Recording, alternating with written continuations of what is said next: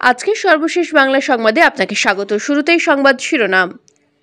Magistracy ক্ষমতা পেল সেনাবাহিনী। অন্তর্বর্তী সরকারকে কোনোভাবেই ব্যর্থ হতে দেওয়া যাবে না, তারেক রহমান। শেখ হাসিনা কোন স্ট্যাটাসে দিল্লিতে, জানতে চায়নি সরকার।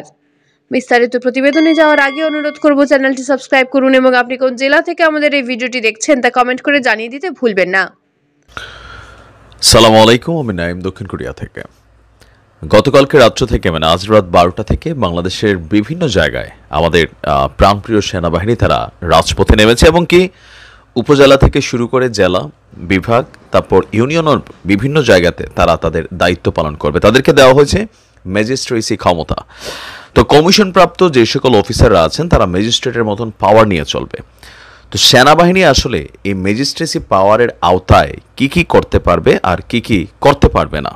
তো আমরা যেটা বেসিক্যালি কি কি করতে পারবে সেটার মধ্যে এত কিছু আছে যে আপনি আশ্চর্য হয়ে যাবেন যে ওয়ান কাইন্ড অফ সুপ্রিম পাওয়ার সেনাবাহিনীকে দেওয়া হয়েছে। সেনাবাহিনীর নির্বাহী ম্যাজিস্ট্রেটের ক্ষমতাপ্রাপ্ত কর্মকর্তারা ফৌজদারি কার্যবিধির 1898-এর 64, 65, 83, 84, 86 আরও বিভিন্ন ধারাগুলোতে অপরাধগুলো বিবেচনায় নিতে পারবেন বলে জানানো হয়েছে। ধারা 64তে কি করতে পারবে?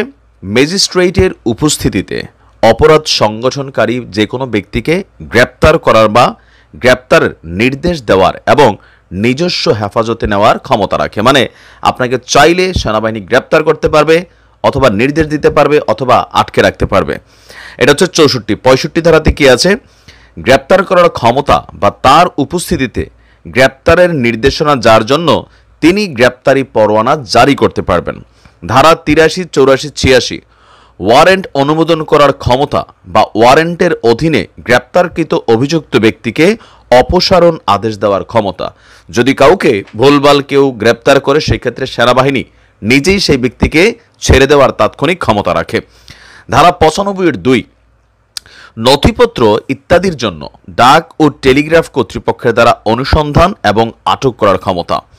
ধারা 100 ভুলভাবে বন্দী ব্যক্তিদের হাজির করার জন্য অনুসন্ধান অথবা ওয়ারেন্ট জারি করার ক্ষমতা। মিথ্যা মামলা যারা দিচ্ছেন তাদের জন্য কিন্তু এই ধারাতে বড়ই দুঃসংবাদ আসছে।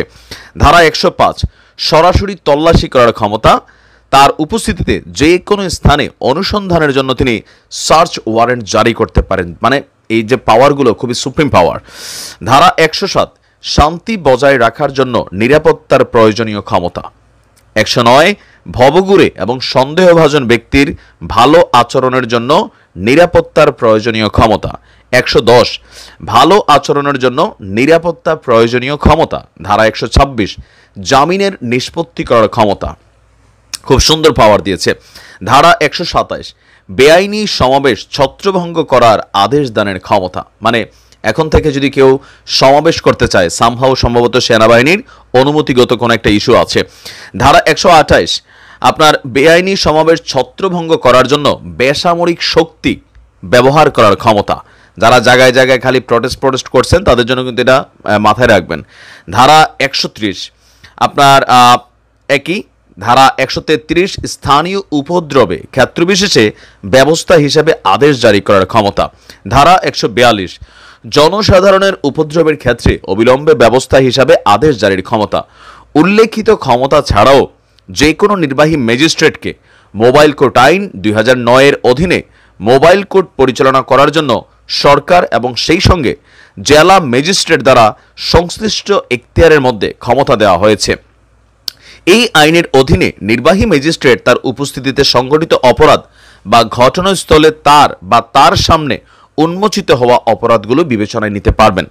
অভিযুক্তের স্বীকারোক্তির পর ম্যাজিস্ট্রেট সংশ্লিষ্ট আইন অনুযায়ী অপরাধীকে সাজা দিতে পারবেন, তবে কারাদণ্ডের ক্ষেত্রে 2 বছরের বেশি নয়। তার মানে একটা A to Z প্যাকেজ পাওয়ার দিয়া সেনাবাহিনীকে মাঠে না। ম্যাজিস্ট্রেসি ক্ষমতা পেল সেনাবাহিনী। সারা দেশে সেনাবাহিনীকে ম্যাজিস্ট্রেসি ক্ষমতা দিয়েছে সরকার। মঙ্গলবার জনপ্রশাসন মন্ত্রণালয়ের এক প্রজ্ঞাপনে তথ্য জানানো হয়েছে। আগামী 60 দিন বাংলাদেশের সেনাবাহিনীর কমিশনার অফিসাররা এই বিচারিক ক্ষমতা কাজে লাগাতে পারবে। এর ফলে ভ্রাম্যমাণ আদালত বসিয়ে অপরাধীদের সাজা দিতে পারবেন তারা। এ প্রসঙ্গে আন্তর্বাহিনী জনসংযোগ পরিদপ্তরের পরিচালক লেফটেন্যান্ট কর্নেল সামি উল দৌলা চৌধুরী কালবেলাকে বলেন, আমাদের এই আদেশ দেওয়া হয়েছে এবং সেই অনুযায়ী কাজ করব। তিনি সবার সহযোগিতাও চেয়েছেন। এই সিদ্ধান্ত মঙ্গলবার থেকে কার্যত হয়েছে। আগামী 2 মাস এই সিদ্ধান্ত বলবৎ থাকবে। The code of criminal prosecutor 1892 এর 12/1 ও 17 ধারা অনুযায়ী ক্ষমতা অর্পণ করা হলো বলে জনপ্রশাসনের প্রজ্ঞাপনে বলা হয়েছে। প্রজ্ঞাপনে বলা হয়েছে, ফৌজদারি দণ্ডবিধি 1998 এর 76, 75, 73, 74, 95, 2, 100, 105, 107, 109, 110, 126, 127, 128, 130, 133 এবং 142 ধারা অনুযায়ী সংগঠিত অপরাধের ক্ষেত্রে সেনাবাহিনীর কর্মকর্তারা তাদের বিচারিক ক্ষমতা প্রয়োগ করতে পারবেন। আইনের 76তম ধারা বলা আছে, কোনো ম্যাজিস্ট্রেটের উপস্থিতিতে যদি অপরাধ সংঘটিত হয় তাহলে তিনি নিজেই গ্রেপ্তার করতে পারবেন অথবা অপরাধীদের গ্রেপ্তারের আদেশ দিতে পারবেন। অপরাধীদের হেফাজতে রাখতে শর্তাপেক্ষে জামিন দিতে পারবেন। 86 ধারা অনুযায়ী যে ম্যাজিস্ট্রেট গ্রেপ্তার বা গ্রেপ্তারের আদেশ দিতে পারবেন তিনি একই সময় গ্রেপ্তারি পরোয়ানাও জারি করতে পারবেন। ফৌজদারি কার্যবিধি 1998 এর 100 ধারা অনুসারে বেআইনিভাবে আটক ব্যক্তির তল্লাশির জন্য মেট্রোপলিটন ম্যাজিস্ট্রেট, প্রথম শ্রেণী ম্যাজিস্ট্রেট বা মহকুমা ম্যাজিস্ট্রেট আদেশ দিতে পারবেন। উক্ত ম্যাজিস্ট্রেটের এরূপ বিশ্বাস করার কারণ থাকে যে কোনো ব্যক্তিকে এরূপ অবস্থায় আটক রাখা হয়েছে যে আটক রাখা অপরাধের শামিল, তখন তিনি তল্লাশি পরোয়ানা প্রদান করতে পারবেন এবং যার প্রতি পরোয়ানাটি নির্দেশিত তিনি পরোয়ানা অনুসারে উক্ত আটক ব্যক্তির জন্য তল্লাশি করতে পারবেন এবং সেই ব্যক্তিকে পাওয়া গেলে তাকে অবিলম্বে কোনো ম্যাজিস্ট্রেটের নিকট হাজির করতে হবে এবং অবস্থানুসারে সেরূপ মনে করবেন সেরূপ উপযুক্ত আদেশ দেবেন। প্রিয় ভালোবাসার দর্শক, শেখ হাসিনা কেমন শাসক ছিলেন? আপনার মূল্যবান মতামত কমেন্ট করে জানিয়ে দিন। এদিকে আরেকটি আলোচিত নিউজ হচ্ছে, অন্তর্বর্তী সরকারকে কোনোভাবে ব্যর্থ হতে দেওয়া যাবে না তারেক রহমান। দেশ বিদেশ থেকে নানা রকমের উস্কানিতে জনগণ অন্তর্বর্তী সরকারকে ব্যর্থ হতে দেবে না, তবে অন্তর্বর্তী সরকার যাতে নিজেরাই নিজেদের ব্যর্থতার কারণ না হয়ে দাঁড়ায় সে ব্যাপারে তাদেরও সতর্ক থাকতে হবে বলে মন্তব্য করেছেন বিএনপির ভারপ্রাপ্ত চেয়ারম্যান তারেক রহমান।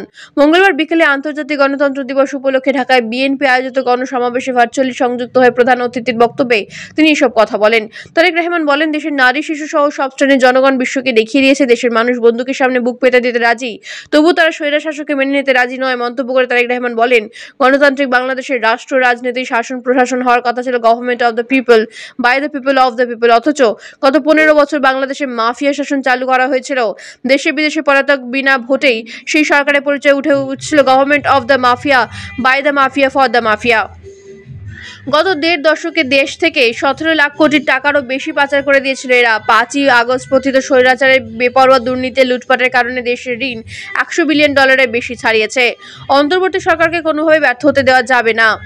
মাফিয়া চক্রের প্রধান দেশ ছেড়ে পালিয়ে গেলেও তাদের চক্রটি প্রশাসনে এখনো সক্রিয়। মন্তব্য করে তারেক রহমান বলেন, তারা ষড়যন্ত্রে লিপ্ত রয়েছে, সুতরাং অন্তর্বর্তী সরকারকে ব্যর্থ হতে দেওয়া যাবে না। জনগণকে তাদের পাশে থেকে সহযোগিতা করতে হবে, কিন্তু অন্তর্বর্তী সরকারকে জবাবদিহিমূলক থাকতে হবে। অন্তর্বর্তী সরকারকে বেশ কিছু সংস্কারের উদ্যোগ নিতে হবে, কিন্তু তারা কেউ ভোট দিতে পারেননি। বিএনপি বিশ্বাস করে দেশের অর্ধেক নারী ও তরুণ প্রজন্মকে রেখে দেশ এগিয়ে যেতে পারে না। নেতাকর্মীদের উদ্দেশ্যে তিনি বলেন, বৈষম্যহীন বাংলাদেশে যাত্রার জন্য আরও কিছু সময় পাড়ি দিতে হবে। এজন্য সন্ত্রাস নয় বরং ধৈর্য ধরতে হবে। ক্ষমতার পরিবর্তন মানে রাষ্ট্র রাজনীতির গুণগত পরিবর্তন। জনগণের সরকার না হওয়া পর্যন্ত সরকারকে সহযোগিতা করতে হবে। অন্তর্বর্তী সরকারের জবাবদিহিতা সুষ্ঠু নির্বাচনের মাধ্যমে নিশ্চিত করা হবে, তবে জনগণের রাজনৈতিক ক্ষমতায়ন ছাড়া সংস্কার টেকসই হয় না। অন্যদিকে আরেকটি গুরুত্বপূর্ণ নিউজ হচ্ছে, শেখ হাসিনা কোন স্ট্যাটাসে দিল্লিতে জানতে চায়নি সরকার। ছাত্র জনতার গণ অভ্যুত্থানের মুখে পদত্যাগ করা সাবেক প্রধানমন্ত্রী শেখ হাসিনা কোন স্ট্যাটাসে ভারতে রয়েছে তা এখনো আনুষ্ঠানিকভাবে অন্তর্বর্তী সরকার জানতে চায়নি বলে জানিয়েছেন পররাষ্ট্র উপদেষ্টা মোহাম্মদ তৌহিদ হোসেন। মঙ্গলবার বিকেলে পররাষ্ট্র মন্ত্রণালয়ের সাংবাদিকদের এক প্রশ্নের জবাবে তিনি কথা বলেন। পররাষ্ট্র উপদেষ্টা বলেন, আমরা অফিসিয়ালি কিছু জানি না। তাদের পররাষ্ট্রমন্ত্রী যেটুকু বলেছেন তিনি এসেছেন খুব তাড়াতাড়ি তাকে। আমি অফিসিয়ালি শেখ হাসিনার স্ট্যাটাস নিয়ে তাদের কিছু বলিনি। তিনি বলেন, শেখ হাসিনা কি স্ট্যাটাসে ভারতে রয়েছে তা এখনো আনুষ্ঠানিকভাবে জানতে চায়নি বাংলাদেশ।